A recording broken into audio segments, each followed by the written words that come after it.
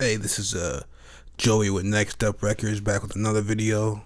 We doing 3 for 3 this week, bro. Hey, let's jump right into it today. We're doing a video on a Khalid, Chris Brown, Drake style beat, something more popish, but still that lower tone, slightly OVO style, but still something you can play on the radio. So without further ado, I'm gonna play the beat for you first of all, so you know not capping. You know what I mean? You know it's not trash. And then we're gonna get right to the tutorial. So here.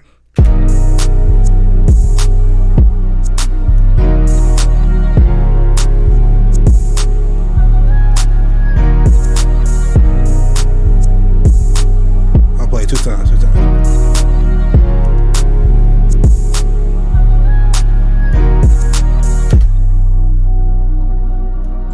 Okay, that's fire. I know it's fire.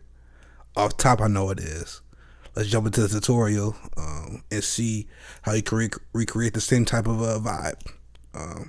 First off top, I'm gonna go over the drums on this one because the drums are very important to keep that bounce and that kind of style. This kind of like a Khalid single talk, kind of like No Guidance a little bit, but not really. But you can take these key elements and make the same type of beat from it. So first off the drums, let me just mute everything else that's not drums.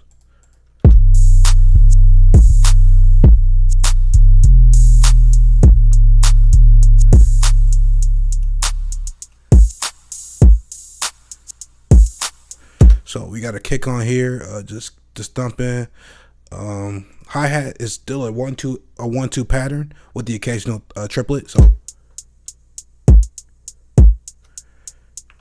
and the key to mixing this kick is boosting the low end, so a slight boost in the low end, and then making sure it's above everything else on the track. Right, the kick is the main driver of this because it's more percussion, pumping than and then the rest of the song is getting its cues from that. So you know what I mean, that every bump you feel of that is gonna be like driving the song forward. And then just a standard clap with some reverb on it.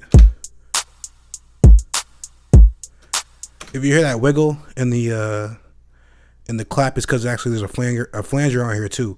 I use a flanger on all my reverbs. It's just something I started doing. It sounds dope, so I keep on doing it. It gives it that depth, that width that you need. And when you play with everything else, there's no wiggle anymore. It just sounds down the middle. And that's why I do it. And then to finish it off, I have a backwards hi-hat. Just real quick. And then like it hits on every other hi-hat. So I have it set up every 4 bars. It just gives some more dimension to the track, some more body, and some more just something different, you know what I mean? Mixing up the vibe.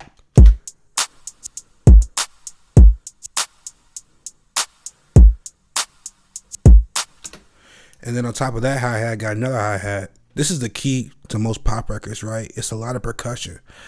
Even like the simplest pop records got a lot of percussion in them, tucked away every once in a while, right? It's not hitting you every 4 bars, it's hitting you every 8 bars or every 16 bars. Just give me something like some variation in the drums, which keeps the groove different, you know what I mean? It keeps it unpredictable. Even though this is an 8-bar loop, it's still unpredictable. Okay, when I'm gonna put that reverse hat in, or when I'm gonna put this in it, it just makes it cooler. So this is the last hat. It's more of an open hi-hat. So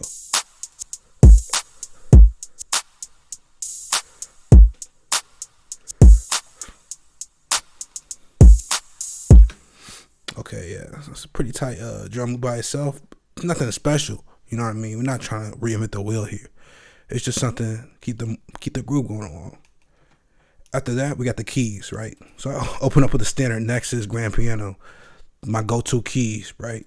Not Omnisphere, not Keyscape, bro. Nexus grand piano. That's what I use 99.8% of the time. My placements off Nexus grand piano, to be honest with you.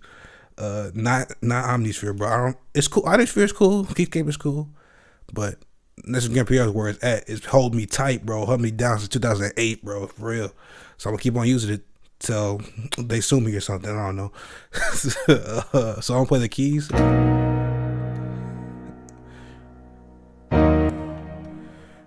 So let's jump into the keys.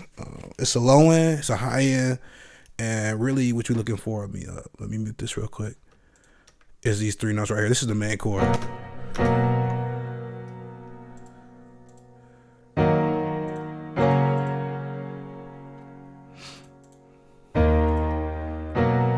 If you look closely, I'm playing the same note all 4 times. It's A sharp 4, right? And this F sharp 4 almost all the time.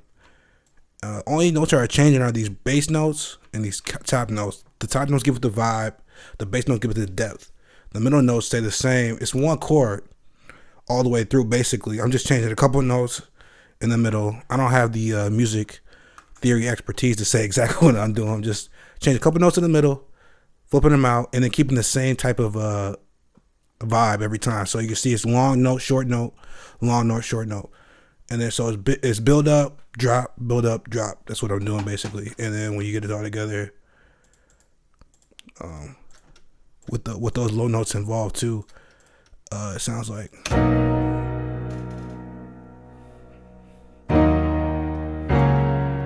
If you look closely, this also it's a strum on here. So what I'm doing for that is usually when it's quantized, it's straight down the middle. But I hit Alt S for strum. So it brings those notes spaces those notes out, so it feels like you're playing for real. So let me see. If I do Control Q, Alt Q, except it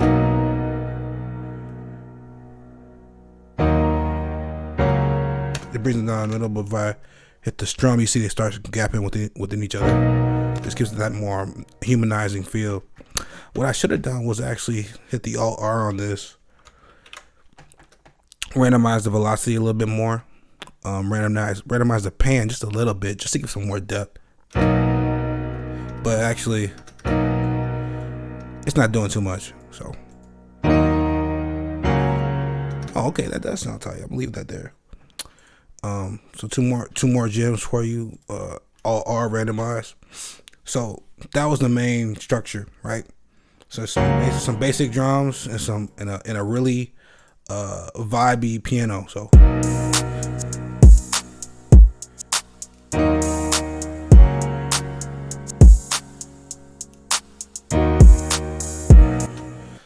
took it a step further. Next thing I did was actually the 808. And the reason I jumped from the 808 from the melody to the 808 because I was just feeling the melody. I knew what to do already.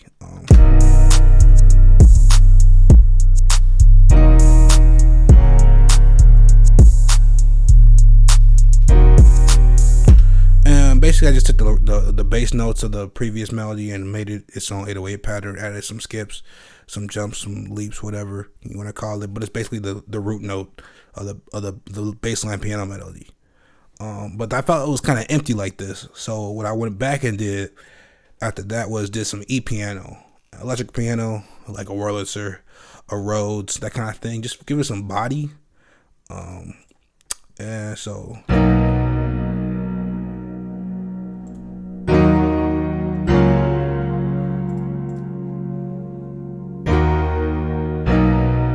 And then put that reverb back on there again. The same reverb I used the whole time. It's bussed out by itself as an effects bus. So I just added varying amounts of reverb depending on what instrument it was. So this one, the sticks, as you see it, let me see, it's lower. And then I still felt that wasn't enough body, so I went back and added some orchestra strings. So.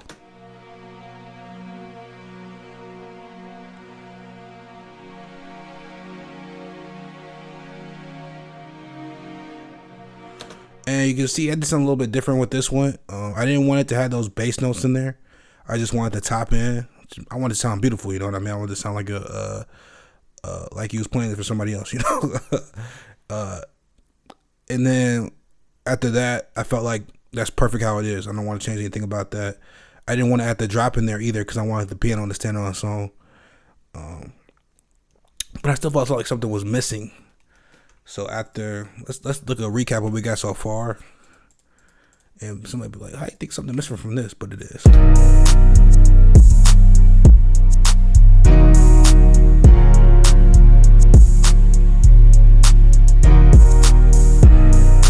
So after that, I went back and added a staccato low note that matched the 808 for the bass, using the same orchestra pack I used before.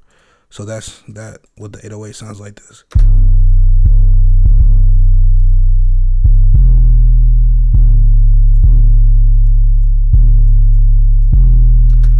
You can hear this same type of thing on No Guidance, which I referenced that specifically.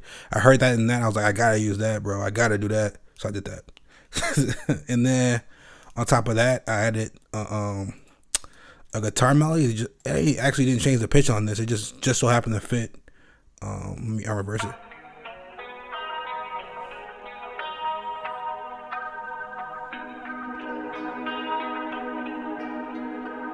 I was like, this just happened to fit the melody I was going for, so I just put it in there, and I reversed it so it sounded like this.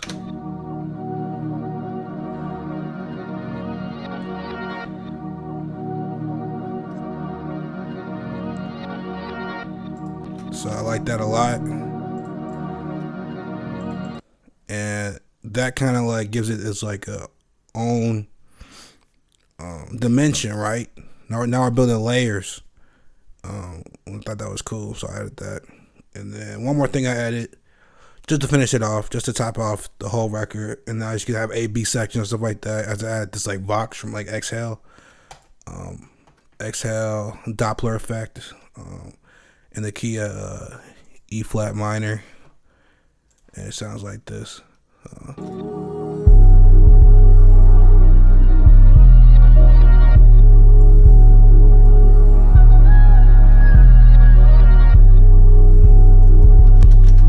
That was like the icing on the cake right there.